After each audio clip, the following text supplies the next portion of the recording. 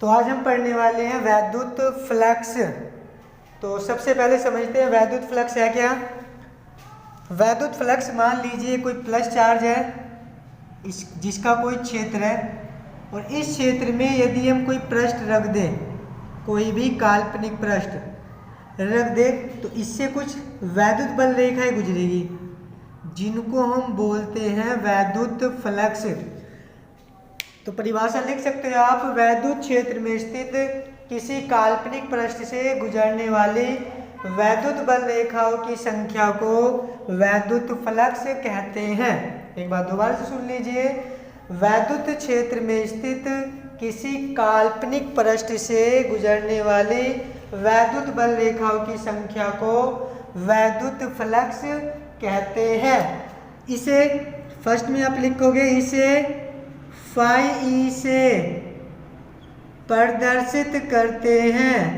इसे phi E से प्रदर्शित करते हैं। सेकंड में आप लिख सकते हो फाई ई इज इक्वल होता है ई ए, वेक्टर ई और ए।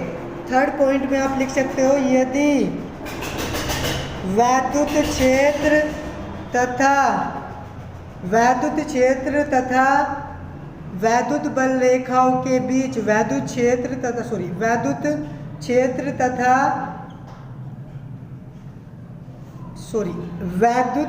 यदि वैद्युत बल रेखाओं तथा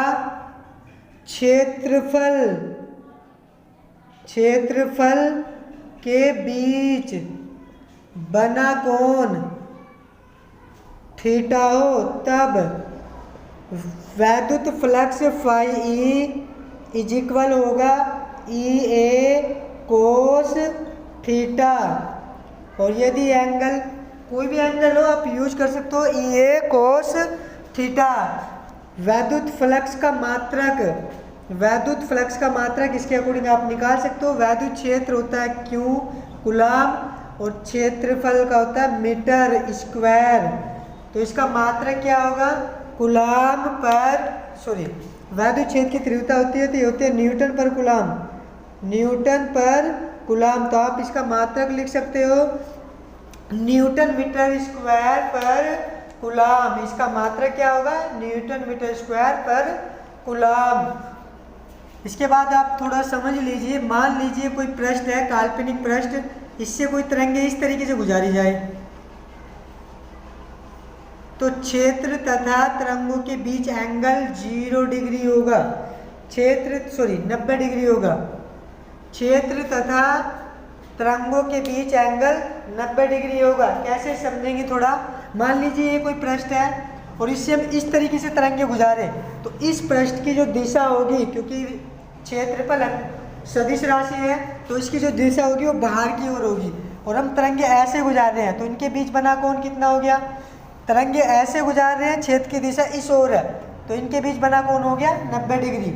लेकिन अगर मान लीजिए तरंगे में ऐसे गुजारे और क्षेत्र की दिशा भी ऐसे ही है, तो इनके बीच का बना कोण कितना हो गया, 0 डिग्री।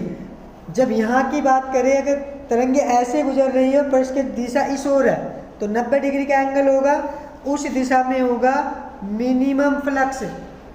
जैसे मान लीजिए कोई पृष्ठ है, इससे आप सीधी तरंगे गुजारी जाए, तो इसके इस पृष्ठ की दिशा के और उनके बीच बना एंगल होगा 0 डिग्री। ऐसे जब आप करोगे तो इनके बीच बना कोण कितना हो गया, 0 डिग्री। वो आगे अभी समझेंगे अभी। तो ये थे इसके कुछ पॉइंट। इसके बाद आप लिख सकते हो इसकी विमा आप इससे निकाल सकते हो। यहाँ पे लिख देता हूँ मैं। इसकी जो विमा होगी न्यूटन, यानी कि बल की विमा होती है M/L/T-2 metre L square C/A और T। तो फ्लक्स की विमा कितनी हो जाएगी, आप इसे निकाल सकते हो जाएगी M/L3T-3A-1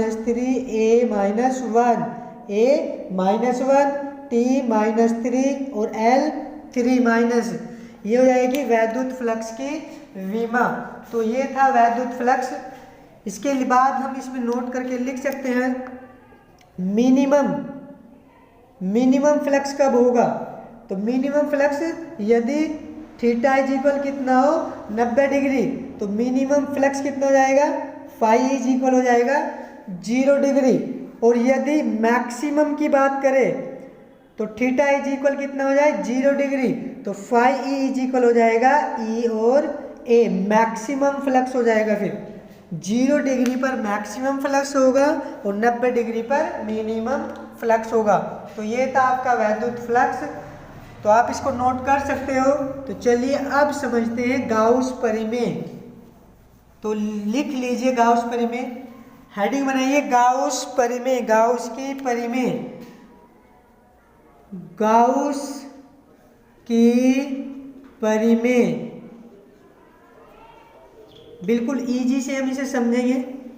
तो गाउस परिमेय क्या है? गाउस ने हमें बताया कि किसी भी काल्पनिक पृष्ठ से गुजरने वाली वैद्युत बल रेखाओं की संख्या जो होगी, यानी कि वैद्युत फ्लक्स, किसी भी पृष्ठ से गुजरने वाला जो वैद्युत फ्लक्स होगा वो होगा इसमें उपस्थित आवेश की मात्रा के 1/ε0 गुना कूलॉम के नियम के अनुसार किसी पृष्ठ से गुजरने वाले वैद्युत फ्लक्स की संख्या उसमें उपस्थित आवेश के 1/ε0 गुना होती है। तो इसको आप लिख सकते हो, मैं बोल रहा हूँ तो लिखिए, कूलॉम याद आ रहा है। गाउस के नियम अनुसार किसी काल्पनिक पृष्ठ से गुजरने वाला वैद्युत फ्लक्स उसमें उपस्थित आवेश की मात्रा का 1/ε0 गुना होता है। तो गाउस ने हमें क्या बताया कि किसी काल्पनिक पृष्ठ से गुजरने वाला वैद्युत फ्लक्स या वैद्युत बल रेखाओं की संख्या आप लिख सकते हो, गुजरने वाला वैद्युत फ्लक्स पृष्ठ में उपस्थित कुल आवेश की मात्रा के 1/ε0 गुना होता है। उन्होंने हमें बताया गाउस परिमेय से, आप बाद में लिख सकते हो गाउस की परिमेय से, गाउस की परिमेय से फाई ई इज इक्वल होता है Q multiply 1/ε0, phi is equal Q by ε0, ये हमें बताया था गाउस ने। आई थिंक आपको समझ आ गया होगा। तो इसके बाद आप लिखिए गाउस की परिमेय का निगमन या गाउस की परिमेय का सत्यापन। तो हम करेंगे इसका सत्यापन। तो चलिए समझते हैं। मान लीजिए कोई पृष्ठ है, कैसा भी आप बना सकते हो, यहाँ पर कोई बिंदु आवेश Q है प्लस, और यहाँ पर एक गॉसियन पृष्ठ की कल्पना करते हैं। इस पृष्ठ से गुजरने वाले वैद्युत फ्लक्स की हम गणना करेंगे। और मान लीजिए इस पॉइंट बिंदु P पर, यहाँ पर बिंदु P है और इस टोटल का क्षेत्रफल A है और इसके वैद्युत फ्लक्स की जो दिशा होगी, वैद्युत क्षेत्र की दिशा, वो इस ओर होगी E। तो इसमें आप सबसे पहले लिख लीजिए, माना बिंदु O जिस पर कोई प्लस Q आवेश उपस्थित है, जिससे r दूरी पर कोई बिंदु P है जिस पर हमें वैद्युत फ्लक्स की गणना करनी है। एक बात दोबारा से सुन लीजिए, माना कोई बिंदु O जिस पर प्लस Q आवेश उपस्थित है, जिससे r दूरी पर कोई बिंदु P है जिस पर हमें वैद्युत फ्लक्स की गणना करनी है।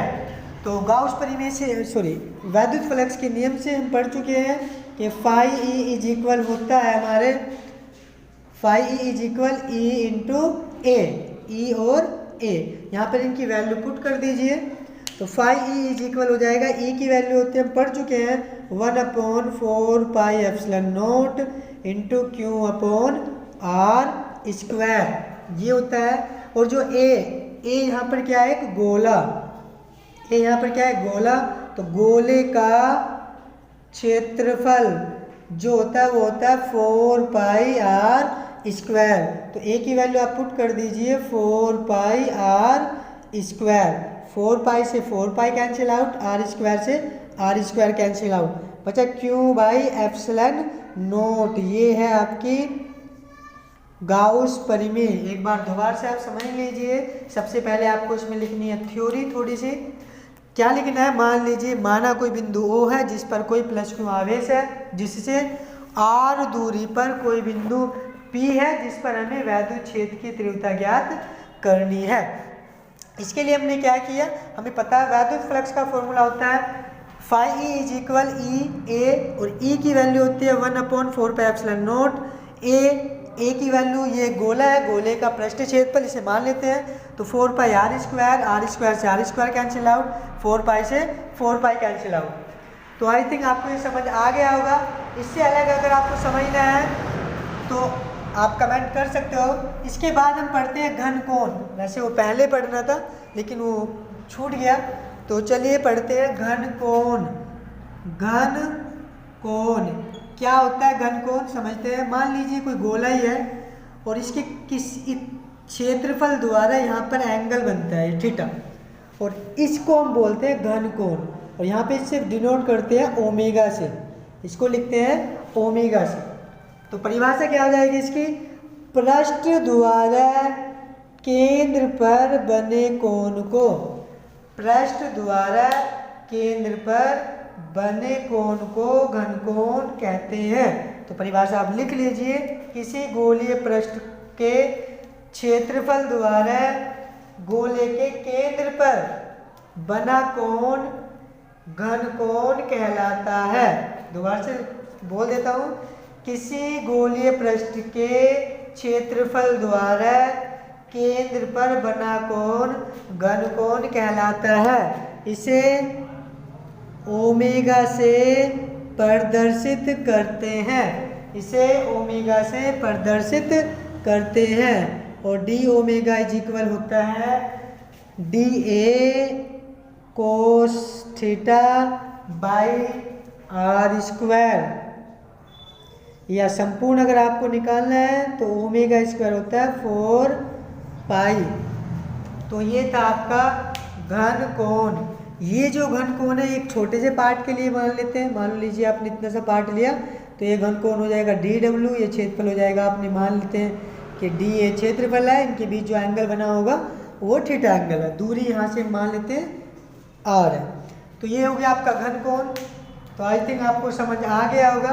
तो चलिए इसके बाद हम पढ़ते हैं गाउस की परिमेय के अनुप्रयोग, गाउस के अनुप्रयोग।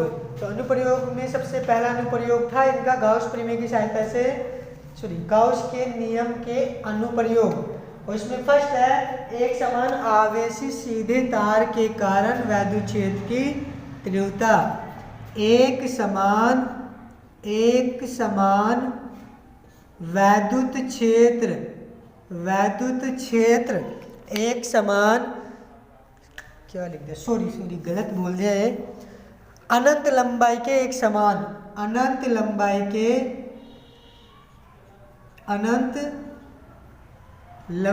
के एक समान आवेशित सीधे तार के कारण वैद्युत क्षेत्र की तीव्रता, वैद्युत क्षेत्र की तीव्रता, वैद्युत क्षेत्र की तीव्रता हमें ज्ञात करनी है। अनंत लंबाई के एक समान सीधे तार के कारण वैद्युत क्षेत्र की तीव्रता। मान लेते हैं कि कोई एक समान आवेशित कोई सीधा तार है जिस पर कोई प्लस चार्ज उपस्थित है, इस पर एक प्लस चार्ज उपस्थित है, जिसके कारण एक इसका कुछ एरिया होगा, मान लेते हैं यहाँ तक का एरिया होगा जहाँ तक वैद्युत क्षेत्र होगा, जहाँ तक इसके कारण क्या होगा, एक वैद्युत क्षेत्र होगा। और हमें इस बिंदु P पर, मान लीजिए हमें इस बिंदु P, ये छोटा सा एरिया लिया, इस बिंदु P पर निकालनी है वैद्युत क्षेत्र की तीव्रता। तो इसके कारण तीव्रता यहाँ इस ओर निकालनी है हमें, ये मान लेते हैं E हो गया। तो हमें ज्ञात करना है वैद्युत क्षेत्र की तीव्रता इस पृष्ठ पर, और इस पृष्ठ की जो दिशा होगी वो कहाँ होगी, ऊपर की ओर। ये हो गया डी ए, एक छोटा सा पार्टिकल। इस पूरे पार्टिकल का जहाँ पर इसका क्षेत्र है उसका एक छोटा सा पार्ट जिस पर तीव्रता ज्ञात करनी है ई। तो इसमें आप लिख सकते हो कि माना एक अनंत लंबाई का एक समान आवेशित सीधा तार है जिसका रेखीय आवेश घनत्व कितना है, लैम्डा है। रेखीय आवेश घनत्व, रेखीय आवेश घनत्व कितना है, लैम्डा है। ये लैम्डा हम पहले ही पढ़ चुके हैं कुछ पहली वीडियो में, अगर आपको नहीं पता तो आप पहली वीडियो देख लीजिए।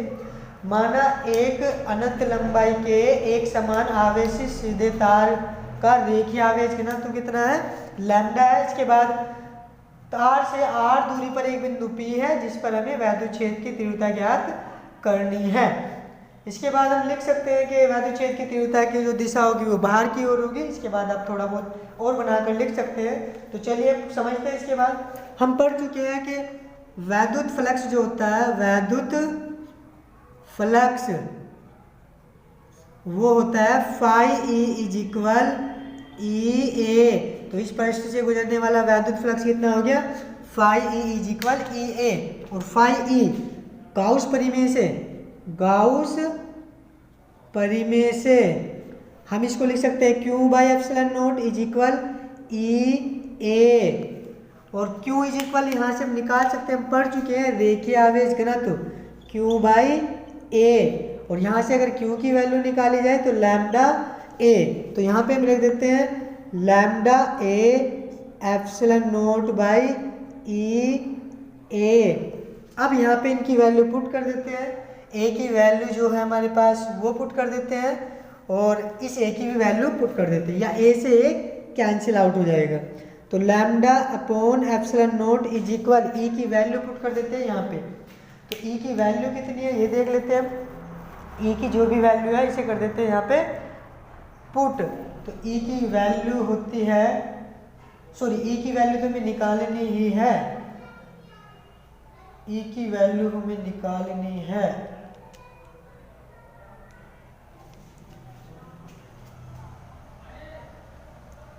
क्या मिस्टेक कर दी, ए से एरिया से एरिया काट दिया। ई की वैल्यू हमें निकालनी है लैम्डा बाई एप्सिलॉन नॉट। कुछ ना कुछ मिस्टेक तो की है। ओह सॉरी यहाँ से ये गलत निकाल दिया।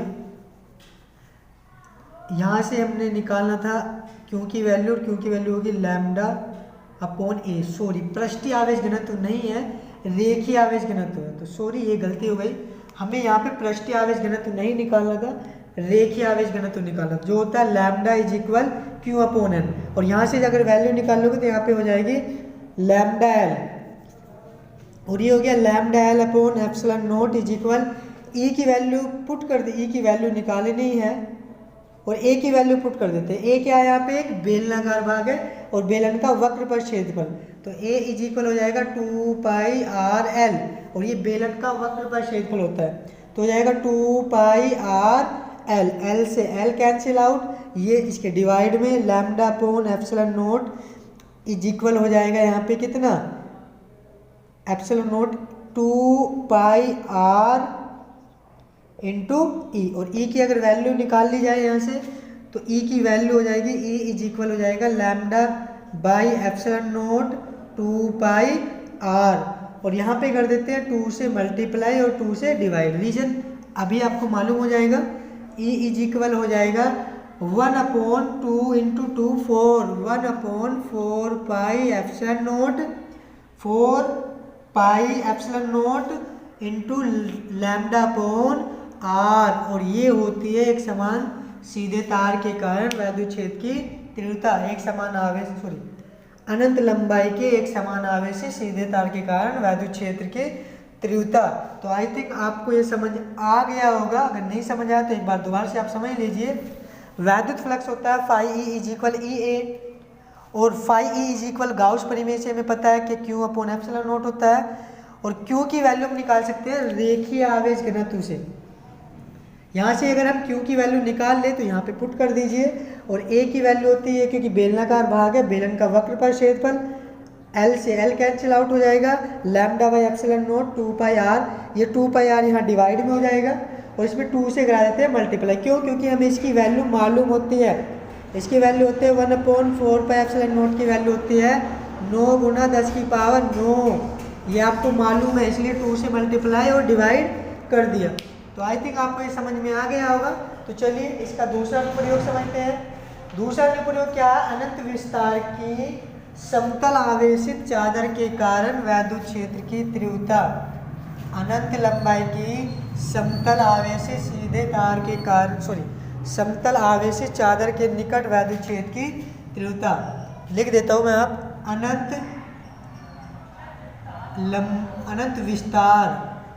अनंत विस्तार की एक समान आवेशित चादर के निकट वैद्युत क्षेत्र की तीव्रता। तो सबसे पहले बना लेते हैं एक फिगर। मान लीजिए कोई अनंत विस्तार की एक समतल चादर है जिस पर पॉजिटिव चार्ज है, जिस पर क्या है? एक धनावेशित चार्ज है। तो इस समतल आवेश से दोनों साइड में, इधर की ओर भी और इसके अंदर से बैक साइड में भी कुछ तरंगे निकल रही होगी, इधर की साइड में भी और इसके बैक साइड में भी क्या निकल रही होगी? तरंगे। मान लीजिए यहाँ पर कोई बिंदु P है और यहाँ पर कोई बिंदु P डैश है। इसके कारण तीव्रता की दिशा इस ओर होगी, इसको मान लेते हैं E1, इसके कारण इस ओर होगी, इसको मान लेते हैं E2। तो हमें निकालनी है परिणामी तीव्रता। तो सबसे पहले आप इसमें थोड़ी सी थ्योरी लिख सकते हैं। लिखिए, माना कोई समान पृष्ठीय आवेश घनत्व सिग्मा से आवेशित समतल चादर है। एक बार दोबारा से बोलता हूँ, माना कोई एक समान पृष्ठीय आवेश घनत्व सिग्मा से आवेशित कोई समतल चादर है जिसका क्षेत्रफल A है, जिसका क्षेत्रफल हमने क्या मान लीजिए A है, जिस पर हमने गॉसियन पृष्ठ की रचना की। गॉसियन पृष्ठ कौन सा हो गया? ये वाला, जिससे हमने थोड़ा सा छोटा सा पृष्ठ लिया, इसको क्या बोलते हैं हम? गॉसियन पृष्ठ की रचना की, जिससे हमें निकालना है इससे इस पर उपस्थित कुल आवेश की मात्रा कितनी हो जाएगी? सिग्मा बराबर हमें मालूम है Q/A होता है, और यहाँ से Q हो जाएगा सिग्मा A के इक्वल। ये हो गया Q की वैल्यू। अब हमें पता है इससे गुजरने वाले फ्लक्स की अगर गणना करें तो फ्लक्स हो जाएगा E1 की वैल्यू यहाँ से निकाल ले तो EA, क्योंकि हमें मालूम है दिशा, और ये E2 की वैल्यू अगर यहाँ से निकाल ले तो ये भी E है। तो संपूर्ण तीव्रता कितनी जाएगी? संपूर्ण फ्लक्स कितना हो जाएगा? संपूर्ण flux phi E is equal हो जाएगा EA प्लस EA। दोनों को ऐड कर दीजिए तो हो जाएगा 2EA। अब यहाँ पे वैल्यू पुट करते हैं। phi E is equal Gaussian पृष्ठ हम समझ चुके हैं, यहाँ पे कराता हूँ। phi E इज इक्वल है 2EA, और phi गॉसियन पृष्ठ से या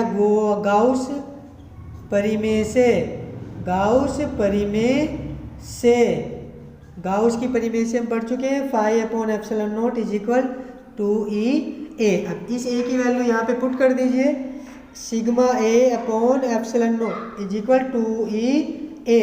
इस A से ये A कैंसिल आउट हो जाएगा, ये 2 कहाँ जाएगा? डिवाइड में। सिग्मा/ε0 इज इक्वल 2E, और E की वैल्यू यदि यहाँ से निकाल लोगे ये डिवाइड में, सिग्मा/2ε0। मात्रक तो आपको पता ही है, E वैद्युत क्षेत्र है तो न्यूटन पर कूलम।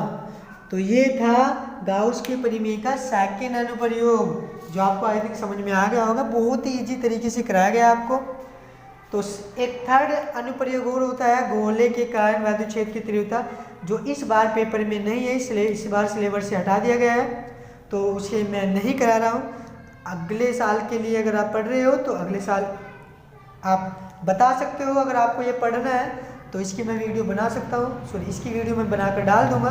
तो अगर आपको ये वीडियो पसंद आई हो तो प्लीज़ कमेंट करें, लाइक करें और सब्सक्राइब करें।